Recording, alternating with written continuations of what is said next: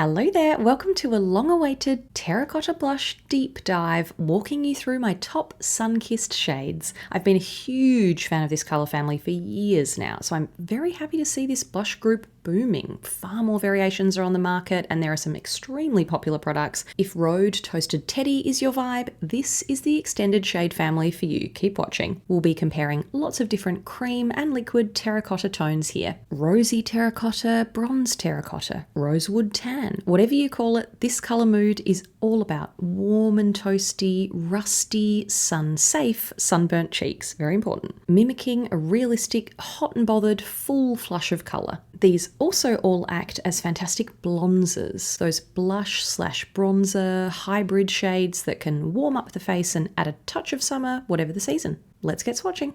Beginning with one of the first Sunkissed blushes I fell for many years ago, the Nudesticks Nudies Matte Bronze in Sunkissed. Right off the bat, this sits within their bronzer shade range, but the perfect terracotta tone with just enough rose in it makes it an ideal multitasker as a blush and bronzer on my fair, cool-toned skin, and even as an eyeshadow. I first discovered this healthy coral bronze shade back in 2019, and it still holds up today amongst far more terracotta choices out there at the moment.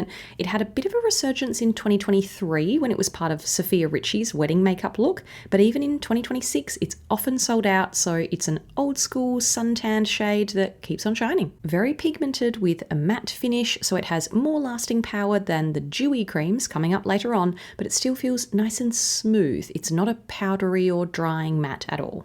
On to the hottest terracotta blush of the moment, Rhode Pocket Blush in Toasted Teddy. Before Rhode landed in Australia at Mecca a couple of months ago, I went to great lengths to get my hands on this shade from the US. This was my first taste of the pocket blush formula, and it is excellent. And that's coming from a true cream blush addict. It's lightweight but ultra creamy with a satiny diffused finish. Not super dewy, but not flat either. There's a nice sheen on the cheeks. It looks very healthy, natural and skin-like. Described as a bronze terracotta, this shade is punchy and pigmented, a lot deeper and more red toned than Sunkissed above. A few small dots or swipes is enough for me for a full flush, but the formula's beautifully blendable and shears out easily, so I promise it isn't scary. Just start slow. Another popular stop in Terracotta Town is the Tower 28 Beach Please Lip and Cheek Cream Blush in Power Hour. This was my first taste of Tower 28 a few years ago, a buildable blush that's meant to be another dewy cream, but to me it's more of a satin matte once you blend it in. It's not as glowy as Rhode, nowhere near as glassy as some of the truly dewy selections ahead. Again, it's not a flat matte though. There is a touch of healthy glow to it, but being closer to matte than super dewy means it does last well. A classic Sunkissed terracotta tone that's a little closer to Toasted Teddy than Nudesticks Sunkissed. Again, that red, rosy warmth is more noticeable here.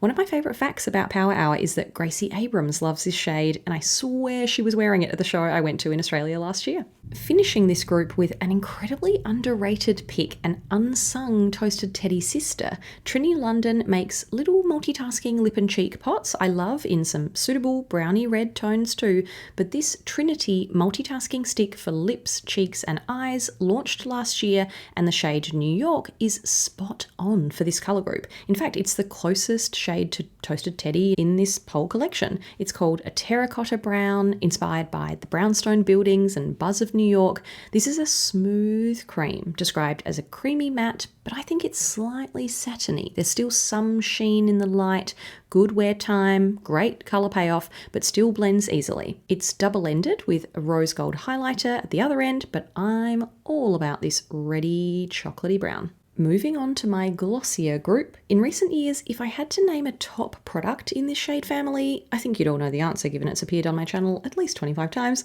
Merit Flush Balm in Fox is my favourite colour in their now pretty broad Flush Balm family. It's called a warm taupe. I've always described it as a rosy terracotta, but you'll see in my final swatches at the end there's almost a hint of peach brown to this compared to that red warmth of something like Toasted Teddy or Trinny London, New York. This is easily one of the easiest blushes to use. It's designed to create a transparent veil of colour. It's thin, sheer, balmy, buildable, leaving you with a lovely, lit from within, healthy glow. Sticking to dew but dialing things up slightly with Saie Dew Blush in Spicy, another warm terracotta that instantly came to mind for this video. This is a water-based gel, or I'd call it a liquid blush, that's quite impactful and pigmented, so I only work with a small amount, but it shears out and softens nicely. The texture feels smooth and suitably dewy, as the name suggests. It isn't thick or sticky. This has a touch more warm brown to it. Still a pinch of red, but it's maybe even looking a bit orange toned. I'd love to hear some of your Saie favourites. I've only tried their blush formula, but decided to do some brands we can't get in Australia research during the recent US Sephora sale in the end, so a Saie glowy base is currently on its way to me via a friend.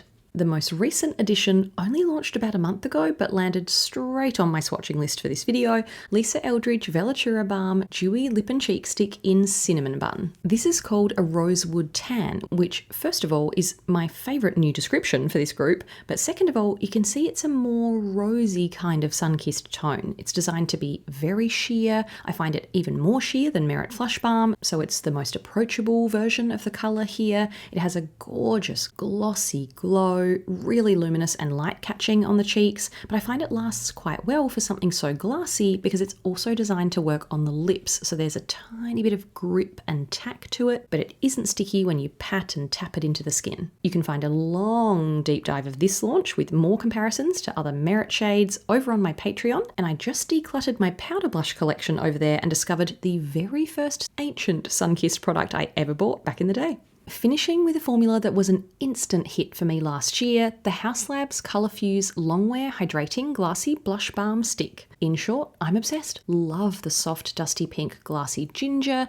but glassy cayenne is its spicier, deeper, more dramatic sibling. An excellent choice for a toasted teddy vibe, but it's less brown, more rosy to me. It's described by the brand as a deep rose. This is even more radiant than Lisa's Velura Balm formula and creates more pigmented, creamy colour too. It shears out perfectly though for a halo of glow and a peppery, sunburnt kiss of colour that again lasts surprisingly well for something so glassy. A true caught the sun kind of shade that looks like you've been on holiday, but you can stay safely under your big hat and SPF 50. Thank you very much. That's it, a terrific terracotta team, if I do say so myself. I did struggle to narrow this edit down to my top 8 shades and formulas, so please let me know if you'd like a part 2. You know how much I love this colour scheme, so I can certainly keep going. I'd love to hear which terracotta blushes top your list. Maybe you're new to this colour group and want to experiment with it, or very well versed in these rosy tan shades. Did any of these speak to you, or maybe any undertones surprise you seeing them next to each other? It's always very helpful to see products in the context of other colours. Do you go for bold pigment payoff or a more subtle wash? Tell me if I've missed any classic terracotta options too. I have plenty waiting in the wings, but feel free to leave suggestions in the comments to help me get ready for round 2 in future. Thanks for watching. See you next time.